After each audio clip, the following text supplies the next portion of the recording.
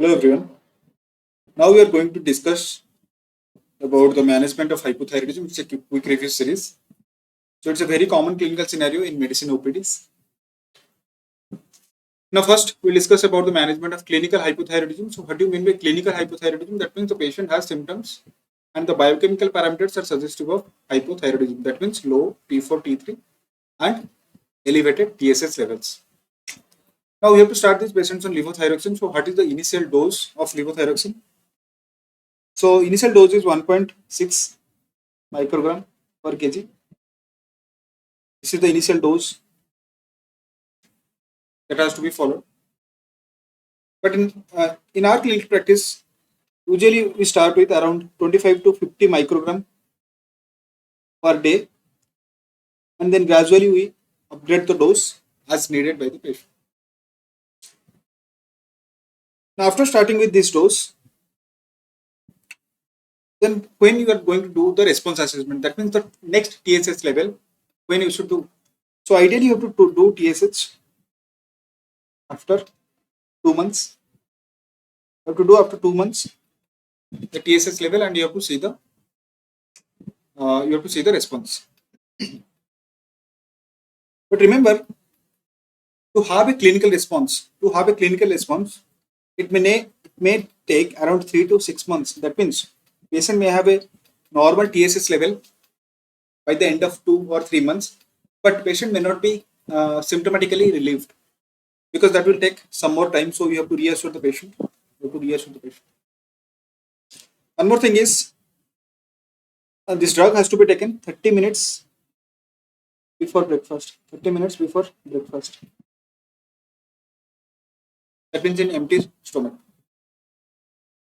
Then follow initially, as I told, 2 to 3 monthly follow-up is needed. 2 to 3 monthly follow-up initially. And once the TSH is stable, once TSH is stable, you can switch over to 6 months to annual follow-up. You can do an annual follow-up.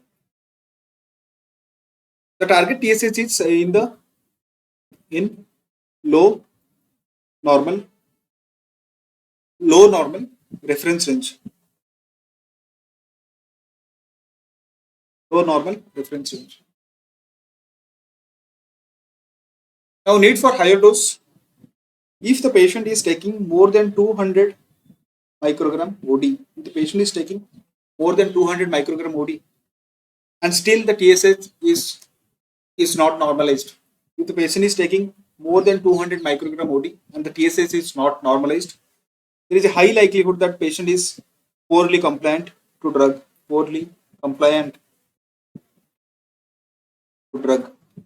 Okay.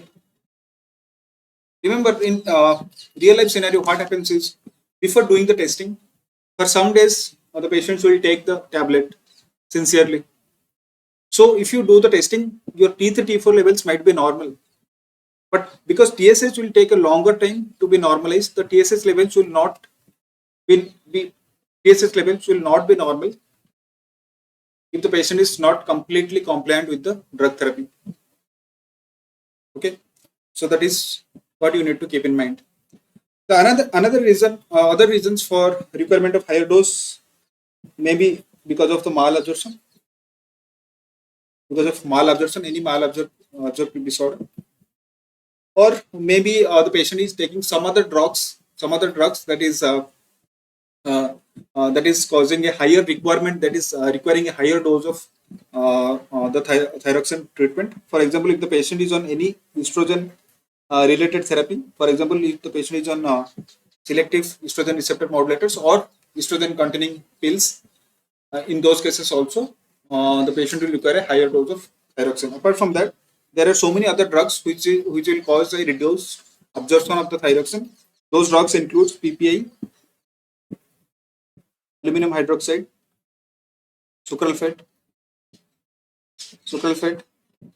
then calcium and iron containing supplements. Remember, all these drugs will affect absorption of the thyroxine. Apart from that, there are some other drugs which can actually increase the metabolism, like phenytoin, like carbamazepine, or rifampicin or amiodarone. Sometimes simvastatin also. Simvastatin. So these are some of the drugs that you have to remember. If the patient is taking these drugs, or the patient is having a malabsorption disorder, or the patient is poorly compliant, in these all these scenarios, there might be a higher need for your drug dose. Now coming to the subclinical hypothyroidism means patient is not having much symptoms. Patient is not having much symptoms, but biochemically or in the reports we are getting a feature of you are getting a higher TSS value. You are getting a higher TSS value. Now whether to treat this patient, there is no clear-cut guidelines. But what is usually followed is if the patient is planning to conceive, planning pregnancy, or the patient is already pregnant, or the TSS value is more than 10 milli international unit per ml. In all these scenarios, it is always preferable to start with therapy. Start therapy. Okay, start therapy.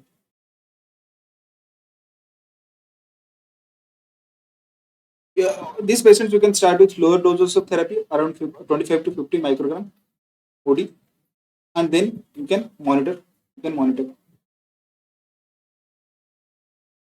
Okay, so planning for pregnancy or pregnant patient of the TSH is more than 10 milli international unit per ml. Sometimes they recommend that you have to do repeat testing after 3 months of first report to 3 months of first report to document persistent persistent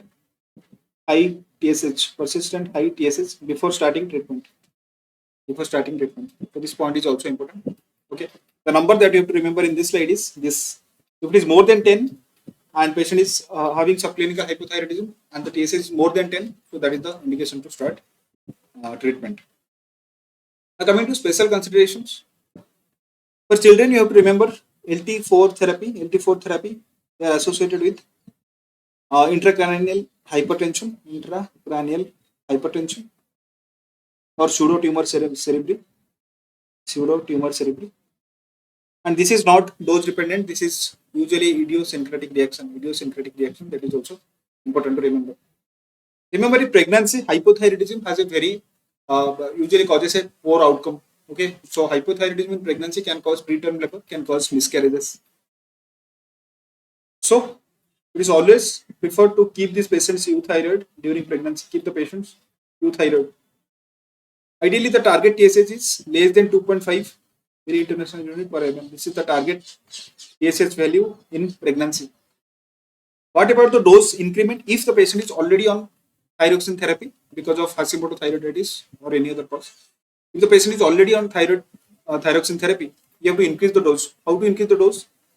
Usually the patients are on OD dose. Now you have to increase the dose to 9 tabs per week or 9 times per week. Okay.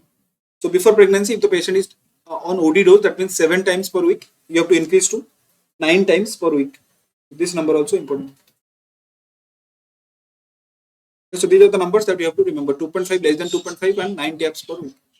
In elderly, what is the issue is elderly patient, they have they will have cardiovascular risk factors.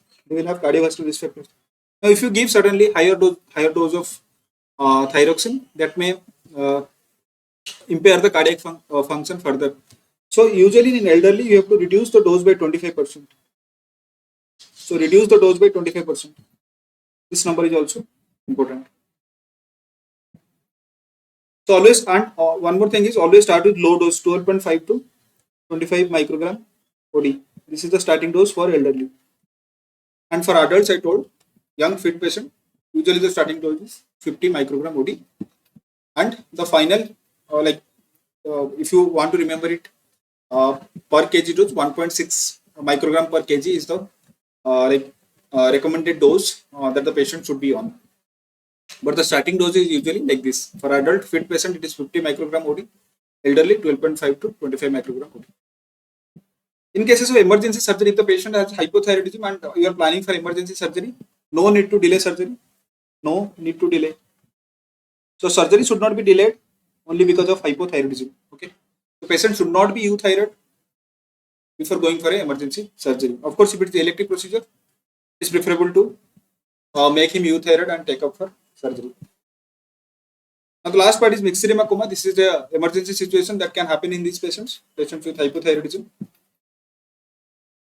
So this is definitely emergency because it is associated with higher mortality even with appropriate treatment. So the mortality is around 20 to 40%.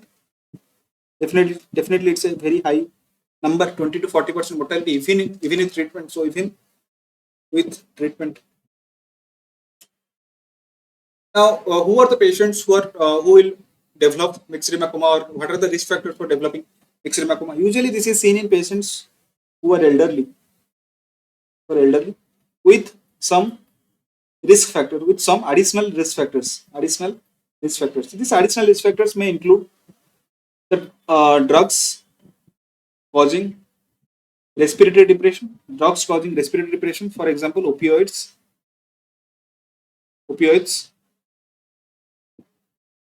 or some sedatives, alcohol. Then there may be some other associated diseases like sepsis, GI bleed, GI bleed, or maybe stroke. So these are some of the stressors, or severe exposure to severe hypothermia. So all of them can cause precipitate episode of myxedema coma. Now in myxedema coma, usually the patients present with a low sensorium or drop in the GCS. So what are the causes of low sensorium in these patients?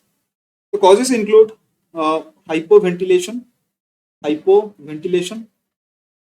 leading to buildup of CO2, that is hypercapnia. That is one point. Apart from that, they can have hypoglycemia or dilutional hyper hyperthyroidism, dilutional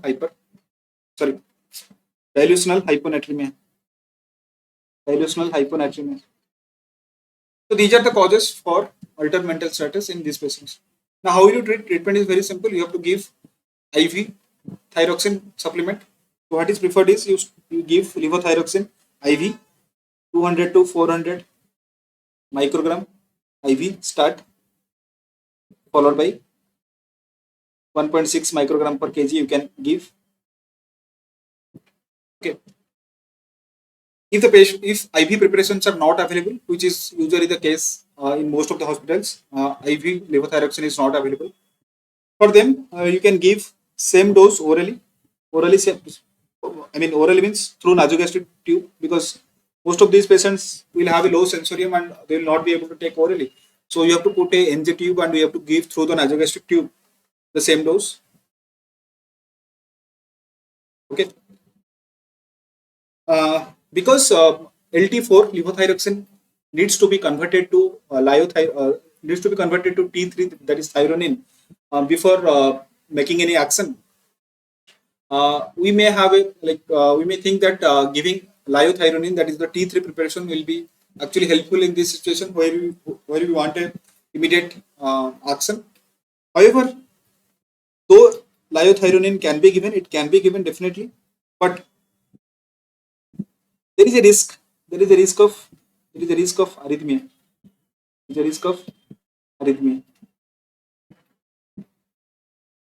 Okay. So ideally, usually we give levothyroxine IV. If not possible, give through NG tube. If you want to give liothyronine, that is the T3 preparation, that also can be given IV. However, there is always a risk of arrhythmia with liothyronine. Coming to the supportive treatment. First thing is for hypothermia. You can provide external warming. You can use space blankets. Remember, warming is done only if the temperature is less than 30 degree centigrade. Again, this number is important to remember, less than 30 degrees centigrade. Then you have to treat the precipitating factor. So treatment of precipitating factor, most likely it is an infection, so you have to give antibiotics. You have to treat the sepsis. Then there is associated hypoglycemia. So for that you have to give dextrose IV. For hyponatremia, you have to give 3% saline. 3% saline. One of the very important supportive therapy is IV steroid. IV steroid, that is hydrocot. IV hydrocot. Usually given 50 mg 6 hourly. This is very important because all these patients with hypothyroidism, they will have a poor adrenal reserve. And once you start supplementing levothyroxine, there will be increase in metabolic demands. So for all these, you need this steroid support. So IV hydrocot has to be given for all these patients. So we have treated hypothermia, then precipitating factor like infection, hypoglycemia, hyponatremia, and we also have to give IV hydrocot. So, and one more point is if the patient have a very low GCS, you have to intubate and provide mechanical ventilation till the sensorium improves. Okay, till the sensorium improves. However, even with all this treatment, the mortality is still high, that is around 20 to 40%. So that's all in a nutshell about the management of hypothyroidism.